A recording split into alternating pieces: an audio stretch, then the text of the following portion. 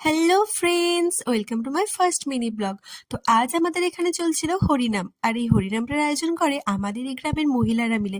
তারা বিভিন্ন গ্রাম থেকে গ্রামে গিয়ে ভিক্ষা করে নিয়ে এসে এই হরিনামটার আয়োজন করে। তার সাথে গ্রামের লোকেরাও সাহায্য করে। আর এখানে দেখো, হরিনাম করতে এসেছেন প্রহ্লাদ দাস অধিকারী, আর প্রচুর পরিমাণ লোক এসেছিল সেই হরিনাম শুনতে। আর হরিনামটা হয়েও ছিল অসাধারণ।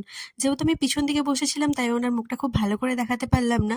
আর এই হরিনামটা হয় আমার বাড়ির জাস্ট পাশেই। আর তার পরের দিনও সকালে ছিল নগর ভ্রমণ, আর সন্ধ্যের দিকে ছিল বাতাসা ছড়ানো, হরিনাম, তার সাথে আরতি এবং প্রচুর নৃত্য। আমি এসেছিলাম এখানে হরিনাম শুনতে, যেহেতু প্রচুর লোক এসেছিল তাই আমি খুব বেশি বাতাসা পাইনি, অল্প কটাই পেয়েছিলাম।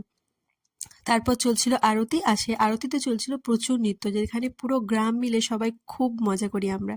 আর এই গোপালটাকে দেখো, এটা কিন্তু একটা ভাইয়ের গোপাল। এটা দেখতে এত সুন্দর, তোমার দেখলে একে কোলে নিতে ইচ্ছা করবে। তারপর ছিল খাওয়া দাওয়া এবং তারপর মালসা বিলি। দেখা হচ্ছে পরবর্তী মিনি ব্লগে।